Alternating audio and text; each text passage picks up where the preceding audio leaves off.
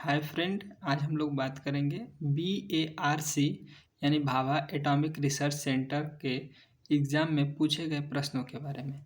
तो आइए आज देख लेते हैं क्या क्या प्रश्न पूछे गए थे।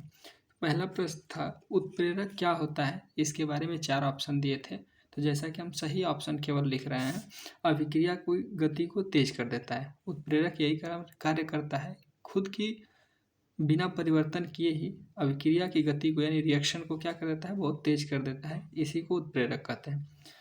फिर क्वेश्चन अगला दिया था, आज़ादी के समय कांग्रेस के अध्यक्ष कौन थे। तो राजेंद्र प्रसाद होगा। इसका 4 ऑप्शन दिया था जो कि हमने नोट नहीं किया है, हमने केवल सही आंसर आपको बताने का प्रयास किया है। अगला मैथ का भी एक क्वेश्चन दिया था, 5 वर्ष पूर्व ए की आयु बी की आयु की 3 गुनी थी। 10 वर्ष बाद ए की आयु बी की आयु की 2 गुनी हो जाएगी, तो ए की वर्तमान आयु क्या है। तो आंसर इसका करेक्ट ऑप्शन 50 वर्ष है। आप कहेंगे तो हम लगा के भी दिखा देते हैं। तो ए को हम लोग मान ले रहे हैं यहाँ ए की आयु और ये बी की आयु। ये 5 वर्ष पूर्व है, तो यानी 5 वर्ष पूर्व आयु थी, ये 3 गुनी थी और ये 1 गुना था। और 10 वर्ष बाद कहा है ना, तो 5 और 5 वर्ष पहले और 10 वर्ष बाद दोनों का अगर डिफरेंस देखेंगे तो कितना हो जाएगा, 15 वर्ष। तो यानी हम 15 वर्ष बाद की बात करेंगे। तो 15 वर्ष बाद उसकी आयु बोला है कि 2 गुनी हो जा रही है ए की आयु। तो देखिए इसका 1 रहेगा, इसका 2 गुना हो जाएगा। इसका मल्टीप्लाई कर देते हैं, तो 3 1 जा 3 और 2 1 जा 2, 3 माइनस 2। यूनिट में ये सारी वैल्यू है, बराबर आ जाएगा। 15 1 जा 15, 15 2 जा 30, तो 30 में से 15 जाएगा तो 15 आ जाएगा। तो हम लोग जैसा कि देख रहे हैं, 3 में से अगर 2 जाएगा तो एक यूनिट की वैल्यू 15 हो जाएगी। तो ए की आयु पूछा था तो 15 वर्ष है, अरे 15 यहाँ 45 हो जाएगा। तो यानी 3 यूनिट की वैल्यू हमारी क्या हो जाएगी, 45 ईयर। ये पूछा था, ये एज दिया है 5 वर्ष पहले का। अभी वर्तमान में वो 45 का कब होगा, जब 5 वर्ष बाद की बात होगी। तो 45 और प्लस 5 करेंगे तो कितना हो जाएगा, यानी 50 ईयर हो जाएगा आंसर। यही आपका आंसर हो जाएगा। तो हमने केवल करेक्ट ऑप्शन जो था आंसर में वही लिख दिया है, ठीक है। अब दिया था रेखा 2y बराबर 4x प्लस 5, रेखा के समांतर रेखा बताइए। तो ऑप्शन के हिसाब से आपको इसमें करना था। समांतर रेखा की पहचान क्या क्या होती है, कैसे हम लोग पहचान करते हैं, तो आइए हम बता देते हैं। इसमें ज़्यादातर क्वेश्चन इस पे पूछे गए हैं। होता है अगर कोई भी 2 इक्वेशन होता है, उसमें a1 अपॉन में a2 is not equal to b1 upon में b2।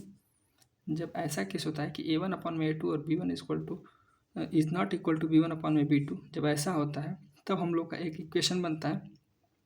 इस इक्वेशन में हम लोग का ज्योग्राफिकल इंडिकेशन देखते हैं और देखते हैं वैल्यू इसकी क्या हो जाती है। तो इसमें यूनिक सॉल्यूशन हम लोग को मिलता है, यूनिक या फिर वन सॉल्यूशन मिलता है इसमें, ठीक है। यूनिक मिलता है, फिर वन सॉल्यूशन मिल जाता है। और ऐसी लाइनें कोइंसिडेंट लाइन कहलाती हैं, मतलब दोनों लाइनें एक दूसरे को क्या कर देंगी, सॉरी इंसेक्ट कर देंगी। तो ऐसी लाइनों को इंटरसेक्टिंग लाइन बोलते हैं, ठीक है।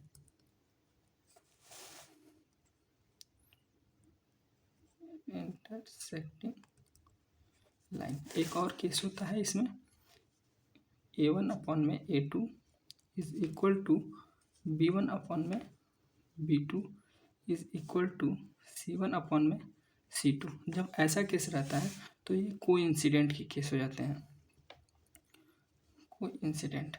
और जब ऐसा होता है तो इसके इनफाइनाइट सॉल्यूशन हो जाते हैं, इनफाइनाइट और मिनी सॉल्यूशन हो जाते हैं, मिनी सॉल्यूशन हो जाता है। इसके यूनिक सॉल्यूशन थे या फिर वन सॉल्यूशन था पहला वाले का, जबकि इसका मिनी सॉल्यूशन। एक और इसमें केस बनता है जो कि पैरेलल का होता है, a1 अपॉन में a2 is equal to b1 upon में b2 is not equal to c1 upon में c2। तो ऐसी लाइन को हम लोग क्या बोलते हैं, पैरेलल बोलते हैं। पैरेलल लाइन हो जाता है और इसके लिए नो सॉल्यूशन हो जाता है, ठीक है। तो नो सॉल्यूशन के लिए तो यही वाला देखिएगा, तो इक्वेशन इस पर सेटिस्फाइड करेगा। क्योंकि देखिए इसको हम सेटिस्फाइड करा के भी आपको दिखा देते हैं। देखिए a1 अपॉन में a2 करेंगे तो y की वैल्यू, अरे 2 अपॉन में 1 हो जाएगा, 4/2 हो जाएगा तो इसकी वैल्यू 2/1 हो जाएगा। लेकिन जब इसको या फिर इसको डबल कर देते हैं तो ये हो जाएगा 2i और ये हो जाएगा 4x। 2i और 4x बराबर हो जाएंगे, जबकि ये दोनों आपस में बराबर नहीं है। a1 और a2 बराबर होने चाहिए, b1 b2 बराबर होना चाहिए, जबकि c1 c2 बराबर नहीं होना चाहिए, तब ये पैरेलल होगा। तो इसका आंसर ये हो जाएगा। ठीक है, अगला क्वेश्चन हम लोग देख लेते हैं। शरीर में सबसे बड़ी ग्रंथि कौन सी है, ये पूछा था क्वेश्चन। तो इसका सबसे बड़ी ग्रंथि का आंसर हो जाएगा यकृत। मानव कोशिका और पादप कोशिका को कैसे अलग करता है, मतलब उसमें क्या डिफरेंस होता है, ये पूछा था। तो डिफरेंस तो कई सारे होते हैं। उनके वैक्यूल्स जो होते हैं, पानी स्टोर करने की क्षमता पौधों की ज़्यादा होती है, जबकि मानव की कम होती है। जबकि ऑप्शन में केवल ये दिया था कि कोशिका भित्ति के कारण, तो ये सही हमारा ऑप्शन हो जाएगा। बाकी और 3 ऑप्शन ऐसे दिए थे जो दोनों में कॉमन थे, मिल रहे थे पादप कोशिका में और मानव कोशिका में, तो वो हमारे आंसर नहीं होंगे। एक क्वेश्चन दिया था कि 1000 रुपये का 8% की दर से 30 वर्षों का साधारण ब्याज क्या होगा। तो 2400 रुपया होगा। जैसा कि हम इसको भी आपको सॉल्व करके बता देते हैं। तो देखिए, तो हमारा फार्मूला होता है SI बराबर सिंपल इंटरेस्ट बराबर होता है प्रिंसिपल गुणते का रेट गुणते का टाइम अपॉन में 100 होता है। ठीक है, अब देखिए प्रिंसिपल हमारा 1000 है, रेट हमारा 8% है और टाइम हमारा 30 वर्ष है। डिवाइड कर देंगे 100 से, 1 0 2 0 1 0 2 0 8 3 जा 24 और 1 डबल 0 हो जाएगा, तो यानी 2400 रुपये टोटल हो जाएगा। ठीक है, ये इसका करेक्ट ऑप्शन हो जाएगा। अब आगे देखते हैं, पूछा था अगला प्रश्न, कुचिपुड़ी कहाँ का नृत्य है। तो आंध्र प्रदेश का यह नृत्य है। ठीक है, सबसे लंबा बांध भारत में कौन है। तो हीराकुंड बांध हो जाएगा। ठीक, आभासी और सीधा वास्तविक वस्तु से बड़ा। अब वास्तविक नहीं रहेगा दोस्तों, आभासी रहेगा, सीधा है और वस्तु से बड़ा प्रतिबिंब कब बनता है। तो जब वस्तु फोकस और ध्रुव के बीच में हो। तो इसका भी हम आपको केस बना देते हैं एक डायग्राम के माध्यम से। ऐसे रहेगा। ठीक है, ये अवतल दर्पण है। ठीक है, और ये हमारा केंद्र हो जाएगा, यानी त्रिज्या हो जाएगा, वक्रता त्रिज्या, और ये हमारा फोकस हो जाएगा। तो ये पोल हो जाएगा। तो पोल और फोकस के बीच में जब ऑब्जेक्ट रहता है तो यही क्या होता है कि इसका इनफाइनाइट बनता है। और ऑब्जेक्ट से बड़ा, ऑब्जेक्ट से मतलब ये देखिए हमारा ये ऑब्जेक्ट है और ये हमारा इमेज है,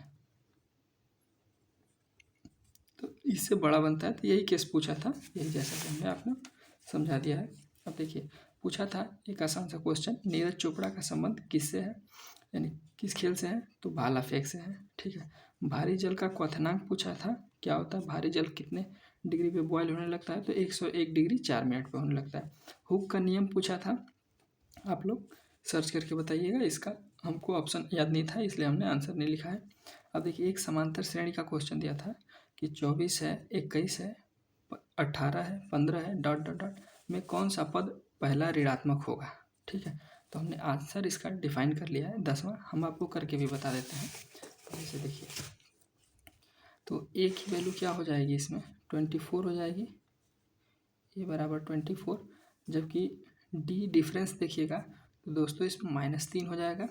तो आप चाहें तो पैटर्न भी बना सकते हैं, आराम से लिख लीजिएगा कि 24, 21, 15, 3 कम करते जाना है तो ये 18 हो जाएगा। फिर 15, 12, 9, 6, 3, 0, 0, -3 हो जाएगा यहाँ पे। ठीक है, तो यही हमारा करेक्ट ऑप्शन हो जाएगा -3। 1 2 3 4 5 6 7 8 9 10, तो 10वां टर्म जो होगा वो हमारा करेक्ट ऑप्शन होगा, हमने आपको पहले ही बता दिया था। अब आगे देखते हैं, कह रहा है कि किसमें 20% इथेनॉल मिलाया जाएगा आने वाले समय में। तो इसका करेक्ट ऑप्शन पेट्रोल हो जाएगा, यानी पेट्रोल में 20% इथेनॉल मिलाया जाएगा। गन्ने वगैरह से प्राप्त किया जाता है। पानी में तैरते हुए व्यक्ति को पानी में अच्छे से दिखाई नहीं देता है या फिर दिखाई नहीं दे पाता है, क्यों। तो इसका भी हमको करेक्ट ऑप्शन नहीं मिल पाया था, इसलिए इतना ही हमको क्वेश्चन मिला है, तो इतना ही बता रहे हैं। अगर वीडियो अच्छी लगी तो कृपया लाइक करें और चैनल को सब्सक्राइब करें और ऐसे ही अपडेट पाने के लिए।